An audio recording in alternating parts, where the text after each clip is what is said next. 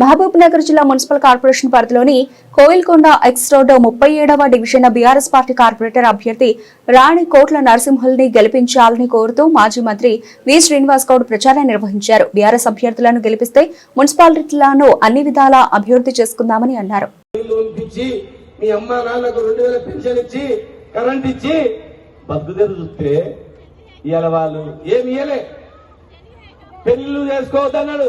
మరి డిసెంబర్ చేసుకున్నారు.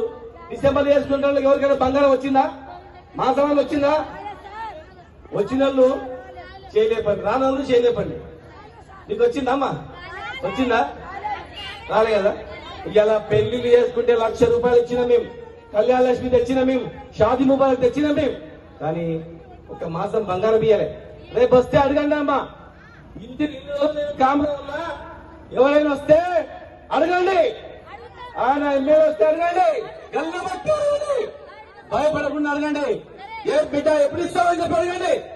నీ ఇస్తాను నీ మోసపోయినటువంటి 4 నెలలకు 2 నెలలకు బంగారుకు మేము ఆశపడి పొరపాటుగా నీకేసినాం. మరి నువ్వు ఎప్పుడు ఇస్తామని అడగండి, ఎప్పుడు హాస్పిటల్ కంప్లీట్ చేస్తామని అడగండి, ఎప్పుడు టౌన్ హాల్ ఓపెన్ చేస్తామని అడగండి. టౌన్ హాల్ కట్టినా ఓపెన్ చేయాలి. ఎందుకు ఓపెన్ చేస్తలేవు? మా వాళ్ళు పెళ్లిళ్ళు చేసుకుంటారు. శిల్పరామం దుమ్మైంది, ఎందుకు కంప్లీట్ చేస్తలేరు? శిల్పరామం ఎందుకు ఓపెన్ చేస్తలేవు? పేదవాళ్ళు షాపులు ఎందుకు పెట్టిస్తలేరు?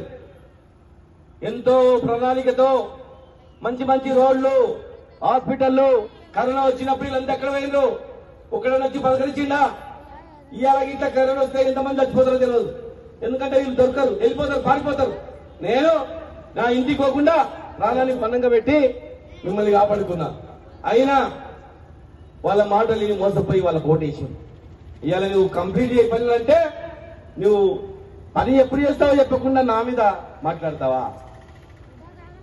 నా వాళ్ళకి ఏదైనా అన్యాయం జరిగితే వాళ్ళని పూర్తి చేస్తా. నేను ఒక్కొక్కటి ఎక్కడ అవకాశం వచ్చినప్పుడు ఆనాడు ఆ ప్రభుత్వంలో అన్యాయం జరిగిన వాళ్లకు, బాధపడ్డ వాళ్ళను, నా అన్న తమ్ములను నేను కాపాడుకుంటా. ఖచ్చితంగా తెలిసో తెలియకనో జరిగితే సరిదిద్ది వాళ్ళని మళ్ళీ శబాష్ అనుకుంటే చేస్తా.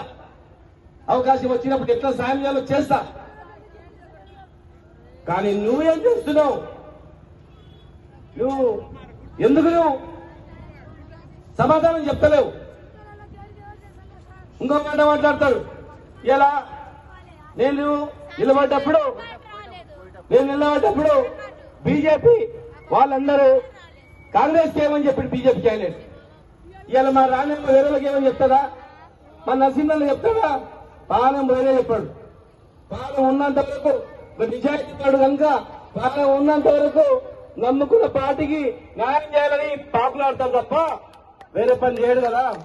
మరి బీజేపీ క్యాండిడేట్ ఎమ్మెల్యే టికెట్ ఇస్తే కాంగ్రెస్ కి చేయమని ఎందుకు చెప్పిండు? ఆలోచన చేయండి. కాంగ్రెస్ చేయమని ఎందుకు చెప్పిండు? మేము మనుషులం కదా. మొన్న రేవంత్ రెడ్డి గారి సమక్షంలో మీటింగ్ అయితే ఏమన్నాడిరా? డీకేఆర్ ఎంపీ గారిని, మేము ఆ ఎంపీ ఇద్దరము ఒక తల్లి పిల్లలు అని అన్నాడు. ఎట్లా ఇద్దరు తల్లి పిల్లలు? మేము పని పిల్లలమా? పాకి పిల్లలమా? ఊడ్చిట్టోళ్ళమా? తుడిచిట్టోళ్ళమా? నువ్వు ఎట్లా తల్లి పిల్లలు అవుతావు? నేను రామ్మోహన్ రెడ్డి గారికి ఫోన్ చేసి అడిగిన వచ్చేటప్పుడు, ఇప్పుడు గుడికాడ నుండి చెప్తున్నా, అబద్ధం చెప్తలేదు. రామ్మోహన్ రెడ్డి ఎమ్మెల్యే గారిని అడిగిన, ఎక్స్ ఎమ్మెల్యే గారిని, ఏమయ్యా మీకు ఎంతమంది అన్నదమ్ములని? 2 అన్నదమ్ములు, 5 మంది అక్క చెల్లెలం అన్నాడు. మరి 2 అన్నదమ్ములు ఎవరెవరు అన్నారు? ఒక ఆయన చనిపోయాడు, నేనున్నా అన్నాడు. మరి తల్లి పిల్లలు అంటారు ఏంటని? అది వాడు ఆస్తికి ఇస్తే కొట్టుకుని చేస్తున్నాయేమో. మేము ఉన్నదే ఒక్కరిని ఇప్పుడు మిగిలిపోయింది. మా పెద్ద చిన్న కూడా ఆడపిల్లలు ఉన్నారు, గట్టేస్తా అన్నారు. మరి నీవు ఓట్లేస్తేమో గాలికి వదిలేసినావు. మరి నీవు అంతమంది బహిరంగంగా నువ్వు తల్లి పిల్లలు అంటే ఎట్లా తల్లి పిల్లలు అవుతావు? తల్లికి కుడితేనే కదా, చెల్లెలు కుడితేనే కదా. నీ ఊరు ఎక్కడా? మీ ఊరు ఎక్కడా? నీ ఊరు ఇక్కడ ఎక్కడో కళ్ళకుర్తి అవుతారా? రంగారెడ్డి జిల్లా. ఇప్పుడు రంగారెడ్డి జిల్లా ఎక్కడో నీ ఊరు. ఇక్కడ వీళ్ళు ఉన్నది నర్సిరెడ్డి గారు అంటే అందరూ తెలుసు, చిన్నపిల్ల గారిని తెలుసు. అరే పెద్ద మనిషి ఇక్కడ మక్తల్ సైడ్ అని. మరి ధన్వాడ కాకపోయా, మక్తల్ కాకపోయా, మరికల్ కాకపోయా, నారాయణపేట కాకపోయా, ఇక్కడ నువ్వు తల్లి పిల్లలు ఎట్లయితావే? పని చేయమంటే నువ్వు పనికి మాలిన మాటలు మాట్లాడతావా? ఏ పార్టీలో ఎప్పుడు ఉండవో తెలియదు, ఎక్కడుంటావో తెలియదు. ఇవాళ మా అభ్యర్థులను చూసి నువ్వు భయపడి నువ్వు ప్రజలను తప్పుదో పట్టిస్తూ ఇవాళ నువ్వు ఏదో మాట్లాడుతా ఉన్నావు. ఇక నువ్వు ఇంతవరకు పర్సనల్ గా మాట్లాడి ఇప్పుడు మాట్లాడతావు బిడ్డ. దీనికి సమాధానం చెప్తుంది. మళ్ళీ నెక్స్ట్ ఇంకోటి ఉంది 100 ఉన్నాయి. 100 సమాధానాలు నువ్వు చెప్పాల్సిన అవసరం ఉంది ఊరికి. లేదంటే ముక్కు నెలకు రాపిస్తాం, గుర్తుపెట్టుకో. ఏమనుకుంటున్నావు? తమాషా చేస్తున్నావు. పూటతో పాటు మారి నా మీదనా మాట్లాడేది పని చేయకుండా మాకు పంచాయతీ పెడతావు. బరాబర్ అడుగుతాం. ఇక గుర్తుపెట్టుకో, నిజాయితీ పట్ల మేము ఇలా నిజాయితీగా పార్టీని నమ్ముకొని ఇన్ని కష్టకాల్లో కూడా ఉండి మళ్ళీ ఈరోజు ఇక్కడ వచ్చి అభ్యర్థిగా నిలబడి ఈ ప్రాంతానికి సేవ చేస్తా. నేను అడుగుతేనే ఇమ్మీడియట్ గా గ్రేవ్యార్డ్ ఇచ్చినావు. బోర్ కావాలంటే అర్ధరాత్రి దండమని బోర్ వేయించినావు. ఆ ప్రాంతాన్ని మొత్తం నీళ్లు అవన్నీ 24 hours లో నీళ్లు ఇప్పించినావు. అక్కడ చాలా పనులు చేసిన, అక్కడ అయిపోయింది. ఇక్కడ మిగిలిపోయిన పనులు నేను చేస్తా. రేపు గవర్నమెంట్ ఎవరు వస్తారు? ఎవరు వస్తారు రేపు? నెక్స్ట్ గవర్నమెంట్ ఎవరు ముఖ్యమంత్రి అవుతారు? ఖచ్చితంగా మళ్ళా కేసీఆర్ మేముంటాం. ఖచ్చితంగా ఈ ప్రాంతానికి కావాల్సినవన్నీ కూడా తీసుకొస్తాం. గుర్తుపెట్టుకోండి.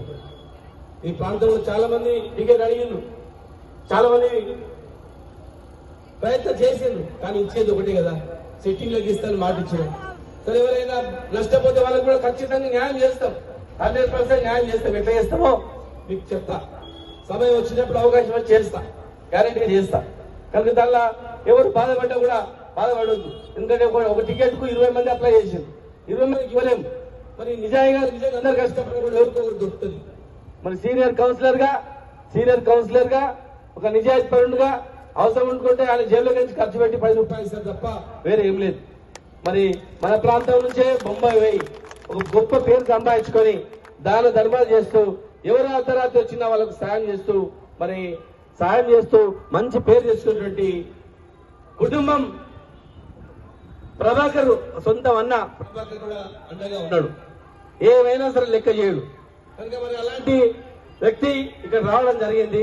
మీరందరూ ఆశీర్వదిస్తే ఆయన ఓటేస్తే ఖచ్చితంగా మా ప్రభుత్వం వచ్చిన తర్వాత ఆయన ఏమేమి హామీలు ఇస్తాడో, మా చెల్లెలు ఏమేమి హామీలు ఇస్తుందో మరి మేవన్నీ కూడా ఖచ్చితంగా తీరుస్తామని, టీఆర్ఎస్ ప్రభుత్వం మాత్రమే, కేసీఆర్ గారు మాత్రమే ప్రజల కన్నీళ్లు తుడుస్తారని మీకు తెలియజేస్తూ మరి మీరందరూ కూడా కారు గుర్తుకు ఓటేసి గెలిపించాలని మీ అందరికి విజ్ఞప్తి చేస్తూ జై తెలంగాణ. మా ప్రభాకర్ గారు చెప్తారు ఒకటి. ఆయన